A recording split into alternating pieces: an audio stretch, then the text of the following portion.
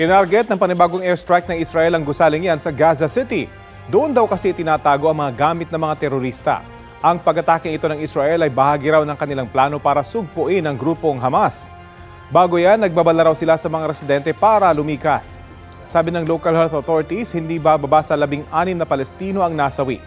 Ayon sa isang United Nations expert on Palestinian rights, target ng Israel na gawing unlivable o hindi na kayang matirhan ang Gaza City bago tuluyang ubusin ng mga Palestino. Itinanggi naman ito ng Permanent Mission of Israel to the UN.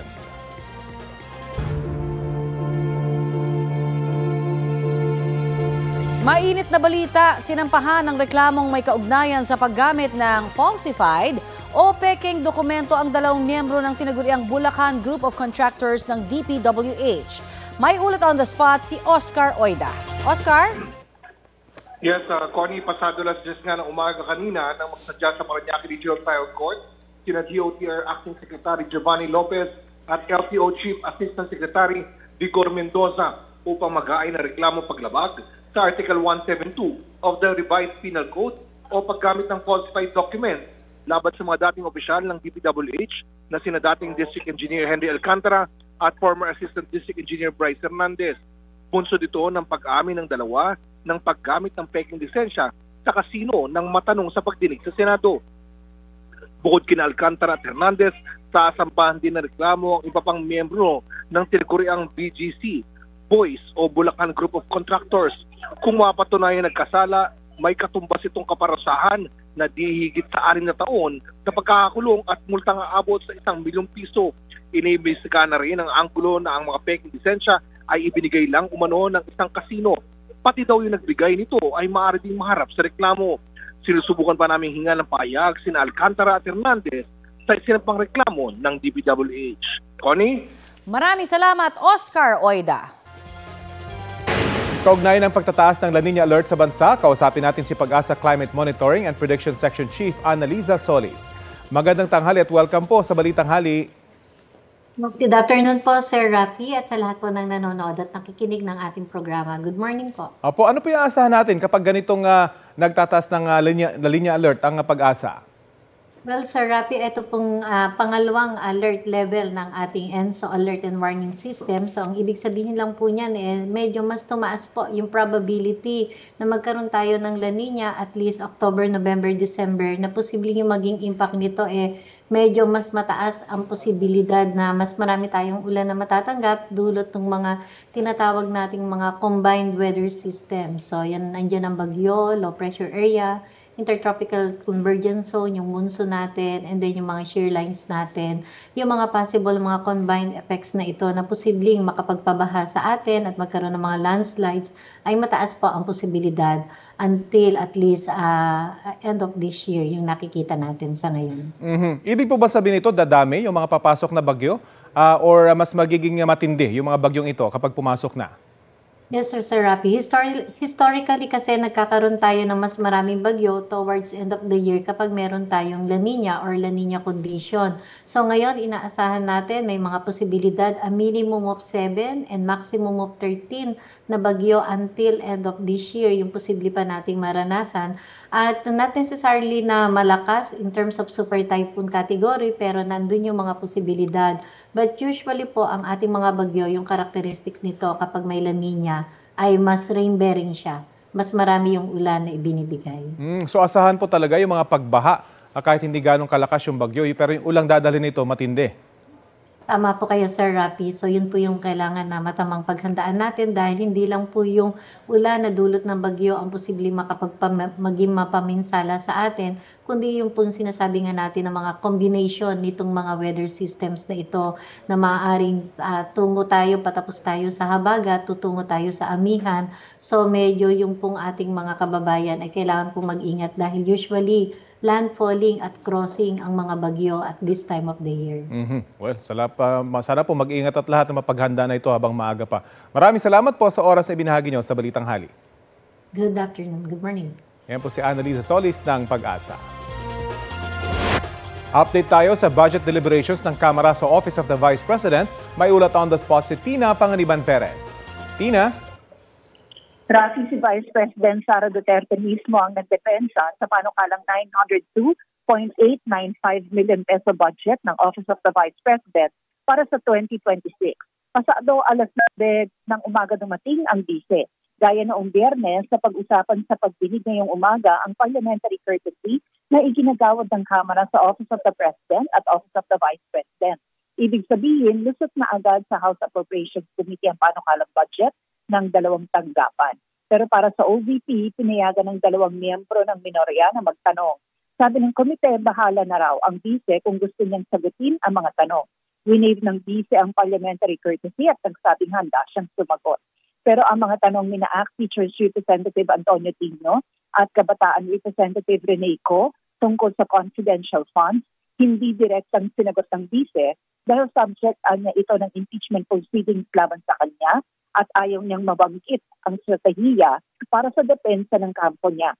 Ang mga tanong naman tungkol sa notices of disallowance ng Commission on Audit, sinabi ni VP Duterte na mas magandang idiretso ang mga ito sa COA. Pero dagdag ng bise, may mga pagkakataong hindi agad nakikita ng COA ang attachment sa mga isinusumite ng OVP na mga report sa komisyon. Tungkol naman sa mga biyahe ng bise sa ibang bansa mula noong nakaraang taon, tiniyak ni VP Duterte na walang public funds na ginastos sa mga ito. Kontra rito ni Kabataan Representative Co, may mga kasamang security at OVP personnel ang bise sa ilang biyahe nito. Ayon sa bise, mahigit 7.4 million pesos ang ginastos sa pagsama nila na public funds sa kanya. Pero paglilinaw ni VP Duterte, ang pagsama sa kanya ng mga security personnel ay desisyon ng Armed Forces of the Philippines. Ang OVP personnel naman, sumasama lang daw sa kanya kung mayroon siyang official function sa biyahe. Idiniin pa ng bise na lahat ng biyahe niya sa ibang bansa ay may kaukulang travel authority galing sa Office of the President. 10:40 ng umaga, tinapos ang budget deliberations para sa OVP. Pero kung may mga kongresista pang may mga tanong tungkol sa budget o panukalang budget ng Office of the Vice President para sa 2026, pwede nila itong itanong sa plenaryo. Pero ang sasagot dito, hindi si Vice President Duterte, kundi ang sponsor ng budget ng OVP na Vice Chairperson ng House Committee on Appropriation. Rafi? Maraming salamat, Tina Panganiban Perez.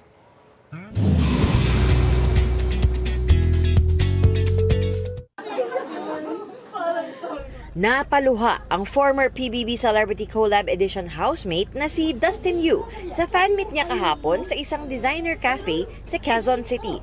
Sabi ni Dustin, before PBB, bilang lang daw sa daliri ang fans na nagpakita ng tiwala sa kakayahan niya as an actor. I remember before parang sa isang restaurant lang kami, parang ano lang kami, 10 pa lang kami noon or less than pa nga eh. Never ko na-imagine na magkakaroon ako ng ganitong support from them. And lagi ko nga siya iniisip pagka uwi ko sa bahay na grabe yung love na binibigay nila sa akin. Sabi ng fans, nagustuhan nila ang magandang pakikitungo sa kanila ng sparkle actor. Yung mga fans niya, tinuturing niya talaga na mahal niya talaga, parang pamilya niya. From LA ako eh. Wait lang, talagang lumipad ka pa from... Di nga... From Lower Antipolo. Ayun. Kung mag-treat siya ng fans, parang hindi fans eh. Parang kaibigan lang niya, parang kakilala niyang matagal. So yun yung nagustuhan ko talaga sa kanya. Gusto ko malaman yun na tuwing napapagod ako o sasaktan, yung lagi pumapasok sa isip ko at sobrang na-appreciate ko lahat ng mga efforts, support. Gusto ko malaman nyo na hindi ko kayo kinakalimutan. Kabilang sa mga pinagkakaabalahan ni Dustin ngayon ang shoot para sa pelikulang Love You So Bad. Sabi ni Dustin, nag-improve ang kanyang acting skills dahil sa kanilang acting workshop under actress and certified acting facilitator Ana Feleo. Iba yung pakiramdam na makakagawa ko ng pelikula sa Star Cinema, Jamie Pictures, tsaka Regal Entertainment. Kung may papasalamatan ako dito, besides the producer, si Miss Ana talaga kasi ang dami niyang natulong sa amin. Ang dami niyang naparealize sa akin, ang hindi nagpa-excite sa akin sa pelikulang ito. Athena Imperial, nagbabalita para sa GMA Integrated News. Mainit na balita, pinuna ni Vice President Sara Duterte ang pagbuo ni Pangulong Bongbong Marcos sa Independent Commission for Infrastructure. Ano pa bang komisyon, anong truth commission, anong investigative body pa ang kailangan mo? Masyado siyang hindi niya alam kung anong gagawin at masyado siyang mabagal gumalaw. Nagmamadali ang Pilipinas eh. Actually, hindi na nga siya too little too late eh. Nothing na nga siya eh. Nothingness na.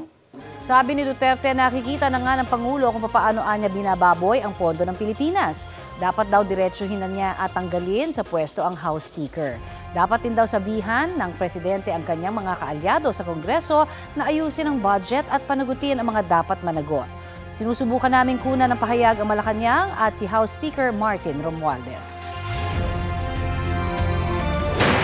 Update tayo sa inspeksyon sa ilang flood control project sa La Union at may ulat on the spot si Sandy Salvacio ng GMA Regional TV. Sandy? Dismayado si DPWH Secretary Vince Dizon kasama si Baguio City Mayor Benjamin Magalong nang kanilang inspeksyonin ang ilan sa mga flood control projects dito sa probinsya ng La Union. Una nilang ininspeksyon ang dike at riprap sa Barangay Kalumbaya, Bawang kung saan kitang nagmamadali pa ang ilang tauhan ng DPWH na ayusin ang proyekto. Sa tala ni DPWH Secretary Dizon, nagkakahalaga ang proyekto ng halos 180 million pesos at dapat ay noong Marso pa natapos. May ilang bahagi ng dike na sira na ayon kay Dizon ay bunsod ng pag-uulan. Ikinagalit din ng kalihim ang nadiskubreng pekeng tubo na parang idinikit lang sa lupa. Ayon kay Magalong, dapat ay nasa 2 metro ang haba ng mga tubo pero sa kanilang nakita, halos wala pa ito sa isang talampakan. Pinuna rin na ang mga nagamit na substandard na bakal at tie wiring sa proyekto. Sunod nilang binisita ang isa ring proyekto sa Barangay Anduya, Tubao na nagkakahalaga ng 50 million pesos at may lawak na 500 metro. Sa Barangay Rizal, Tubao, nadatnang nakatiwangwang lang ang hinukay na lupa para sa gagawing proyekto. Sa buong Region 1, umabot na sa 851 na proyekto ang nakalistang flood control programs na may kabuuang halagang 39.3 billion pesos. Ikaapat din ang rehiyon sa pinakamataas na halaga ng flood control project sa bansa at ikalima naman sa dami ng proyekto. Sabi ni Magalong, patong-patong na problema ang kanyang nakikita. Iniutos na ni Magalong ang pagsususpinde sa mga binisitang proyekto habang patuloy ang investigasyon. Ang isang napaka-importanting pattern na nakikita natin, halos lahat ng nabisita natin mga proyekto, walang maipakitang plano sa atin. No? Yun ang basis eh. Hindi natin ma-assess yan ng mabuti kung wala tayong pinagbabasehan. At yun gagi ang plano. Dito naman, we're going to declare this as a crime scene. Isa-secure namin to. Kung sakaling merong mag-intrude dito, kakasuhan din natin. Maraming salamat, Sandy Salvacio ng GMA Regional TV. Nako, eto na. Pinakakaabangan natin. Simulan na ho natin ang countdown. 100 days na lang bago magpasko. Kapag usapang Christmas shopping, hindi mawawala ang Divisoria sa Maynila. Oo naman. Sa mga gusto nga raw makatipid, pwede nang mag-early holiday shopping doon. May mabibili ng Christmas tree na mula 1,500 pesos hanggang 4,000 pesos ang presyo. Depende naman sa dami ng LED ang presyo ng Christmas lights mula 150 pesos hanggang 1,500 pesos. 200 pesos naman ang Christmas stockings, 35 pesos ang garland at 150 pesos ang ornaments. 2 piraso na yan. Ang mga wreath naman, 100 pesos ang 3 piraso at 350 pesos kung isang dosena. May mga ibinibenta na ring parol sa DV mula 1,500 hanggang 2,000 pesos depende sa disenyo. Tips po ng ilang nagtitinda, the early bird gets the early discount. Ayun naman pala. Kaya punta na tayo doon. Oo nga.